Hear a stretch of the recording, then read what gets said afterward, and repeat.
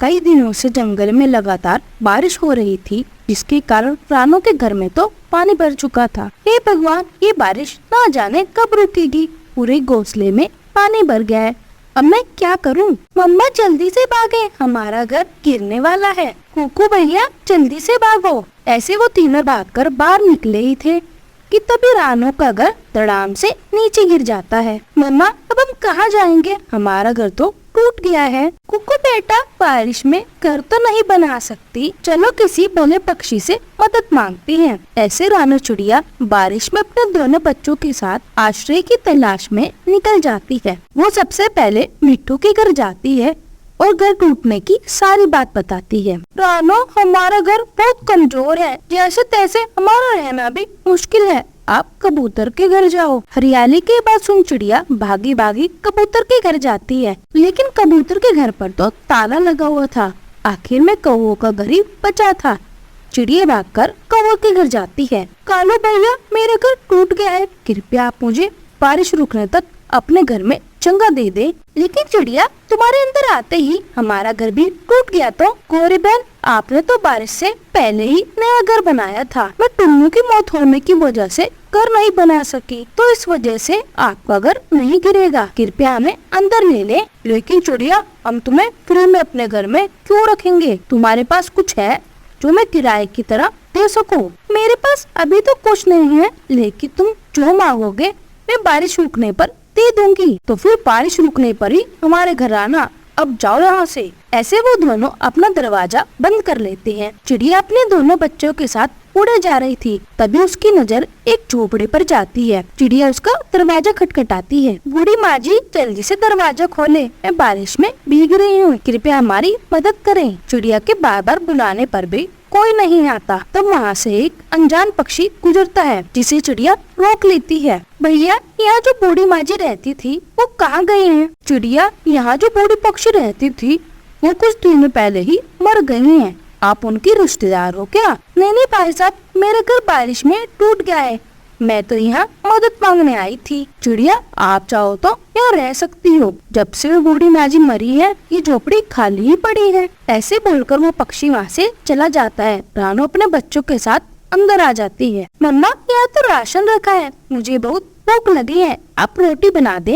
हाँ गुड़िया, शायद ये उस बूढ़ी माँ जी का होगा, आज हम गरीबों के काम आ गया। ऐसे रानू चिड़िया खाना बनाती है और वो तीनों पेट भरकर खाते हैं। बारिश बहुत जोर से हो रही थी, आंधी तूफान चल रहा था। गौरी, इस तेज तूफान में कहीं हमारा घर भी न गिर जाए। कालू, हमारा घर शीशम की लकड़ी से बना है, चाहे कितनी भी तेज बारिश हो ये कभी नहीं गिरेगा। गौरी, उन दिनों गर्मी बहुत तेज थी, तो मैं शीशम की लकड़ियाँ नहीं ढूंढ सका और सरकंडे की लकड़ियों से ही घर बना दिया। सरकंडा, ये तो बहुत कमजोर है, फोक की लकड़ी होती है, अब तो हमारा घर पक्का गिरेगा। कालू, तुम एक नंबर के काम चलो। गौरी, अब तक नहीं गिरा तो शायद ना भी गिरे, तुम ऐसे चिंता ना करो। ऐसे तेज तूफान में वो कौवे बुरी तरह से डर चुके थे। आंधी तूफान बढ़ती जा रही थी और उनका घर भी धड़ाम से ढेर हो जाता है। गौरी तो कालू कौवे को खूब सुनाती है। अब हम कहाँ जाएंगे? सब तुम्हारी गलती है, एक काम ठीक से नहीं कर पाते। गौरी, वो जंगल वाली बूढ़ी माँ जी मर गई है, चलो मिल चलते हैं। फिर वो दोनों जल्दी से उड़ते हैं और बूढ़े पक्षी के घर चले जाते हैं, लेकिन दरवाजा तो चिड़िया ने खोला था। कालू चिड़िया को देखकर हैरान हो जाता है। चिड़िया, तुम यहाँ कैसे? कालू भैया, वो बूढ़ी माँ जी मर गई हैं, तो बारिश में हम यहाँ रहने लगे। चिड़िया, अभी क्या भी घर से बाहर निकलो, ये घर उस बूढ़ी माँ जी ने हमें बेच दिया था, जल्दी बाहर निकलो। गौरी, तुम झूठ क्यों बोल रही हो? माँ जी ने कोई घर नहीं बेचा। चिड़िया, हम भला झूठ क्यों बोलेंगे, पूरे 500 दाने देकर खरीदा था, अब जल्दी से बाहर निकलो, हम बारिश में भीग रहे हैं। देखो कालू गौरी, अगर तुम्हारा घर भी टूट गया है लेकिन हम घर से बाहर नहीं निकलेंगे। तू ऐसे नहीं मानेगी, कुछ करना पड़ेगा। ऐसा बोलकर कालू कौवा गुस्से में चिड़िया को धक्का देता है। गुड़िया कुक्कू तो चुपचाप अपनी मम्मा के पीछे पीछे चले जाते हैं। अब दोबारा से कभी यहाँ आने की गलती ना करना, यह घर अब हमारा है। ऐसा बोलकर दोनों दरवाजा बंद कर लेते हैं। चिड़िया तेज बारिश में फिर से बेघर हो गई थी। मम्मा, ये झूठे कौवे हैं, बूढ़ी माँ जी ने घर नहीं बेचा होगा। मेरे बच्चों, मैं जानती हूँ, लेकिन कर भी क्या सकती हूँ, ये दुष्ट कौवे अपने आगे किसी की नहीं सुनते, हमें यहाँ से जाना होगा। वो दोनों ऐसे ही बोल ही रहे थे कि तभी कुक्कू अचानक से बेहोश हो जाता है। मम्मा चिड़िया तो घबरा जाती है। गुड़िया, कुक्कू तो बेहोश हो गया, जल्दी से बुलबुल भैया के पास जाना होगा। फिर मन्ना चिड़िया कुकू को लेकर तेज उड़ रही थी। तूफान जोर से चल रहा था। मम्मा चिड़िया को कुछ दिखाई भी नहीं दे रहा था। अचानक से वो एक पेड़ से टकराकर नीचे गिर जाती हैं। उसे चोट लग जाती है। हे ऊपर वाले, अब मैं क्या करूं? तूफान रुकने का नाम ही नहीं ले रहा। मेरा बेटा मर जाएगा। अब मैं कैसे उसे पेड़ के पास लेकर जाऊं? ऐसे दोनों माँ बेटी बारिश में बेबस हो रही थी। तभी उनकी मदद करने एक जादुई परी आती है। चिड़िया उसे सारी बात बताती है। छोटी चिड़िया, अब जल्दी से कोई चीज लाओ, फल या कोई फूल, कोई वस्तु। मैं अपने जादू से उसी से तुम्हारे लिए घर बना दूंगी। परी की ये बात सुनकर गुड़िया भागी भागी जाती है। उसे कोई फल नहीं मिलता। तभी उसकी नजर एक गुलाब पर जाती है जो झमाझम बारिश में पूरी तरह से खिला हुआ था। गुड़िया उस गुलाब को ले लेती है और परी को दे देती है। परी जी, मुझे बस ये गुलाब मिला और कुछ नहीं मिला। फिर परी उस गुलाब का ही सुंदर सा घर बना देती है और कुकू को भी बिल्कुल ठीक कर देती है। चिड़िया तो बहुत खुश थी। परी जी, आपका बहुत बहुत धन्यवाद। आपका एहसान मैं कभी नहीं भूलूंगी। छोटी चिड़िया, अब तुम आराम से रहो। घर में खाने को कोई कमी नहीं है। अब मैं चलती हूँ। ऐसा बोलकर परी वहाँ से चली जाती है। पूरा परिवार खुशी खुशी रहने लगता है। आपका बहुत बहुत धन्यवाद। सुंदरवन जंगल में टोनी नाम की एक चिड़िया अपने घोंसले में रहती थी।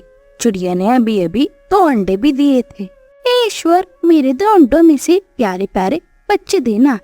और जब मेरे बच्चे अंडे से बाहर आएंगे तो मैं अपने बच्चे को अच्छे से स्कूल में पढ़ाऊंगी। एक को डॉक्टर बनाऊंगी और दूसरे को इंजीनियर। ऐसे ही कुछ दिन बीत जाते हैं और अंडे जोर जोर से हिलने लगते हैं। आज मेरे अंडों को पूरे 15 दिन हो चुके हैं। लगता है कि आज इन अंडों में से बच्चे बाहर आ जाएंगे। टोनी चिड़िया ऐसा बोल ही रही थी कि तभी दोनों अंडों में से एक बेटी चिड़िया और दूसरा एक बेटा चीड़ा निकलता है। तभी अचानक मौसम बिगड़ जाता है और बारिश होने लगती है। तेज हवाएं भी चल रही थी। मम्मा, ये बाहर किस चीज की आवाज है और आसमान इतना क्यों चमक रहा है? कुकू बेटा, बाहर बारिश हो रही है और बारिश के साथ तेज हवा भी चल रही है और हमारा घर बहुत कमजोर है। पता नहीं इतनी तेज बारिश को हमारा घर सह भी पाएगा कि नहीं। टोनी चिड़िया ऐसा बोल ही रही थी कि उसका घर जोर से हिलने लगता है और फिर अचानक उसका घर टूट जाता है और तेज हवा चलने के कारण चिड़िया के दोनों बच्चे नदी में गिर जाते हैं और वो डूबने लगते हैं। मम्मा, मम्मा बचाओ, मैं डूब रहा हूँ। मम्मा, मुझे डर लग रहा है, कहीं ऐसा ना हो कि मैं डूबकर मर जाऊँ। नहीं बेटा, हौसला रखो, ऐसा कुछ नहीं होगा। मैं उड़ने की कोशिश कर रही हूँ। फिर टोनी चिड़िया उड़ने की कोशिश करती है और अपने बच्चों के पास जाती है और वो अपने बच्चों को बड़ी मुश्किल से पानी से बाहर निकाल लेती है। मम्मा, मुझे बहुत ठंड लग रही है। चलो ना मम्मा, किसी घोंसले में चलते हैं। मम्मा, क्यों ना हम कालू अंकल के घोंसले में चलते हैं। हमने अंडे में सुना था यहाँ पर एक कालू अंकल है, उनका घर पास में ही है। कालू का वो तो बहुत खड़ूस है बेटा, शायद वो हमें घर में नहीं रहने देगा। चलो फिर भी एक बार जाकर देखते हैं। तुम बच्चों की खातिर मुझे करना होगा। ऐसा बोलकर टोनी अपने बच्चों के साथ कालू के घर में चली जाती है और टोनी बाहर से दरवाजा खटखटाती है कि तभी कालू बाहर आता है। क्या हुआ चिड़िया, इतनी बारिश में यहाँ क्यों आई हो और वो भी अपने बच्चों के साथ लेकर? क्या बताऊँ कालू भैया, बारिश और तेज हवा के कारण मेरा घर टूटकर नदी में बह गया और बारिश में भीगने की वजह से मेरे बच्चे ठंड से कांप रहे हैं। ऐसा करो कालू भैया, आप मेरे बच्चों को घर पर रख लो, तब तक मैं किराए के लिए मकान खोज कर आती हूँ। तभी टोनी चिड़िया का बेटा कुकू चिड़ा कालू कौवे से कहता है, कालू अंकल, आप हमें अपने घर पे रख ले, बारिश में मुझे बहुत ठंड लग रही है। कुकू को ऐसे बोलने पर कालू कौवे को उन बच्चों पर दया आ जाती है और वो टोनी से बोलता है, आज तक मुझे किसी ने अंकल नहीं बोला।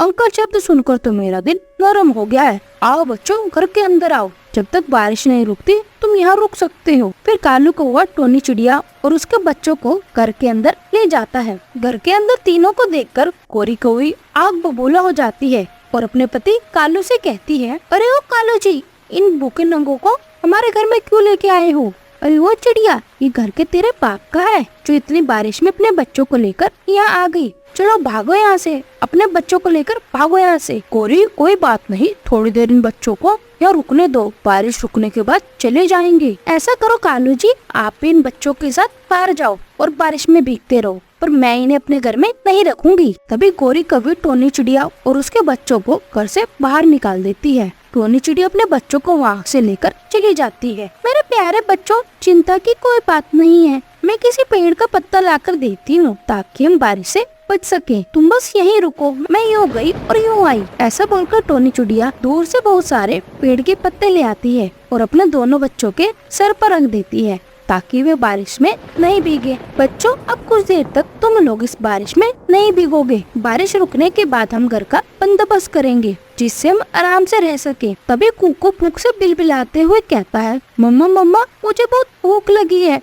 भूख के कारण मेरे पेट में भी बहुत दर्द होने लगा है। मम्मा, भोजन लाकर दो मुझे ताकि मेरे पेट का दर्द बंद हो जाए। ठीक है कुकू बेटा, आप दोनों यहीं पर रहो, इधर उधर घूमने न चले जाना। मैं आप दोनों के लिए भोजन लेकर आ रही हूँ। ऐसा बोलकर टोनी चिड़िया भोजन की खोज में निकल पड़ती है। वो भोजन ढूंढ ही रही थी कि तभी उसकी नजर एक घायल पक्षी पर जाती है। उस घायल पक्षी को देखकर टोनी चिड़िया उसे बचाने के लिए उसके पास जाती है। पास जाकर देखती है तो उस पक्षी को बहुत चोट लगी हुई थी। चिड़िया भागी भागी जाती है और पेड़ के पत्तों को इकट्ठा कर कर उसकी एक दवा बनाती है और उस बूढ़े पक्षी को पिलाती है, जिसे पीने के बाद पक्षी होश में आ जाता है। चिड़िया, तुम्हारा बहुत बहुत शुक्रिया, आप तुमने मेरी जान बचा ली। चिड़िया, मेरा घर यहाँ से बहुत दूर है और बारिश में भीगकर मुझे ठंड भी लगी है। तेज तूफान की वजह से मेरी ये हालत हो गई थी। ऐसा करो तो मुझे अपने घर ले चलो। क्या बताऊँ काका जी, बारिश की वजह से मेरा घर टूटकर नदी में बह गया है। अब मेरे पास कोई घर नहीं है। मैं खुद अपने बच्चों के लिए आसरा ढूंढ रही हूँ। मुझे माफ करना। अच्छा चिड़िया, ये बात है। ये लो चिड़िया, ये जादुई संतरे का बीज है। तुम अपनी जगह पर जाकर इन बीजों को मिट्टी में दबा देना। फिर ये बीज एक संतरे के विशाल से घर में बदल जाएंगे और साथ में तुम संतरे की खेती भी कर सकती हो। उस संतरे के घर में अपने बच्चों के साथ आराम से रहना। ये तुमने मेरी जान बचाई, इसलिए मैं तुम्हें ये तोहफा दे रहा हूँ। अच्छा काका जी, लेकिन संतरे का घर तो बहुत कमजोर होगा। शिकारी चील संतरे के घर को आसानी से तोड़ देगी। नहीं चिड़िया, ये संतरे का घर लोहे से भी ज्यादा मजबूत होगा। तुम बेफिक्र होकर इसमें रहो। फिर टोनी चिड़िया उन संतरे के बीजों को लेकर वहाँ से चली जाती है और एक खाली जगह पर उन संतरों के बीजों को मिट्टी में दबा देती है। तभी वहाँ पर एक बड़ा सा संतरे का घर आ जाता है और उसके साथ साथ वहाँ पर संतरे की खेती भी हो चुकी थी। ये देखकर वो बहुत खुश होती है। चलो बच्चों, काका जी ने हमें जादुई संतरे का घर दिया है। अब हम आराम से इस संतरे के घर में रहेंगे और इन संतरों को बेचकर अपना गुजारा करेंगे। फिर टोनी चिड़िया और उसके दोनों बच्चे उस संतरे के घर में खुशी खुशी रहने लगते हैं और संतरे की खेती कर कर अपना गुजारा करने लगते हैं। अगर आपको हमारी कहानी पसंद आई हो तो हमारी कहानी को लाइक करें और हमारे चैनल को सब्सक्राइब करें। आपका बहुत बहुत धन्यवाद।